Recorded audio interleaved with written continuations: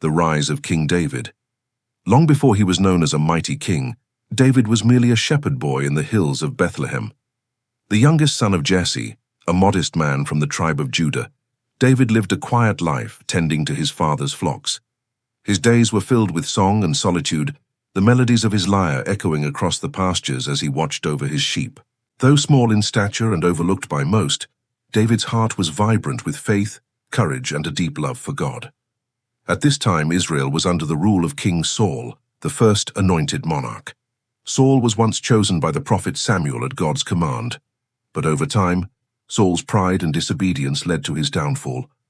The Lord rejected Saul as king and sent Samuel to seek a new ruler, one after his own heart. God directed Samuel to the house of Jesse in Bethlehem.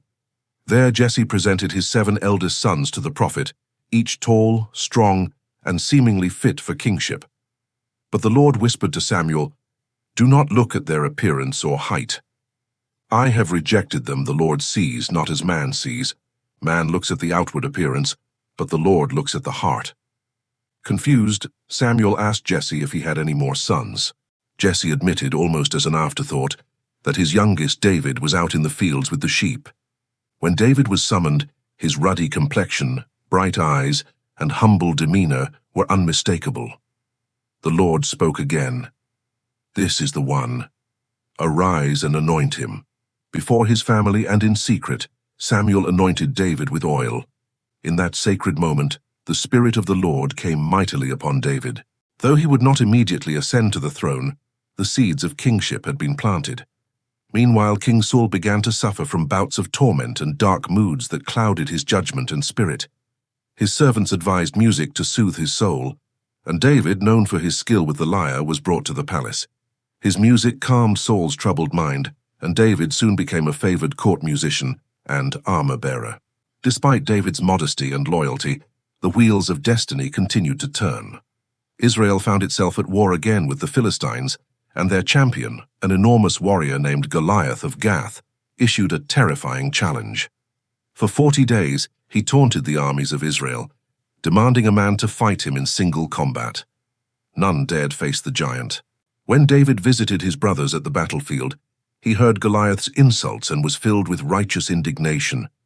How could this uncircumcised Philistine defy the armies of the living God? Despite mockery from his brothers, David volunteered to face Goliath. King Saul doubted the boy's ability, but David recounted how he had slain both lion and bear to protect his flock. "The Lord who delivered me from the paw of the lion and bear will deliver me from the hand of this Philistine," David declared. Rejecting Saul's armor, David approached Goliath, armed only with a sling, 5 smooth stones, and unshakable faith. As the Philistine taunted, David proclaimed, "You come to me with sword, spear, and javelin, but I come to you in the name of the Lord of hosts, the God of Israel's armies." With a single stone, David struck Goliath on the forehead. The giant crashed, and David swiftly cut off his head with the Philistine's sword. The Israelite army surged forward, emboldened by the boy's victory, and the Philistines were uprooted. David returned as a national hero. The people sang his praises. Saul has slain his thousands, and David his tens of thousands. Though these songs delighted the crowds, they stirred jealousy in Saul's heart.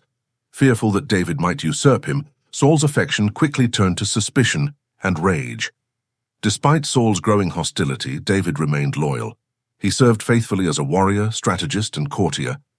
His deep friendship with Saul's son Jonathan and his marriage to Saul's daughter Michal complicated the palace dynamics and solidified David's place within the royal family. Recognizing David's divine favor, Jonathan made a covenant with him, pledging loyalty and protection. The two shared a bond deeper than politics, one rooted in mutual respect and shared faith. As Saul's paranoia deepened, he sought to kill David. Warned by Jonathan and aided by Michal, David fled into the wilderness. Thus began years of hardship as David wandered from stronghold to cave, from city to desert, gathering loyal followers and avoiding Saul's assassins. Despite many opportunities, David refused to harm Saul.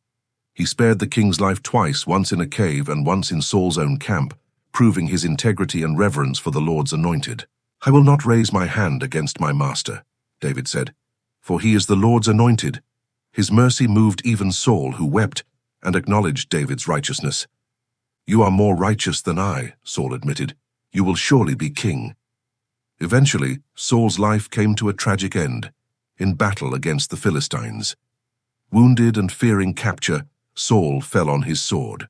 His sons, including Jonathan, also perished. David mourned bitterly, composing a lament for Saul and Jonathan. How the mighty have fallen during the battle! Jonathan lies slain on your heights.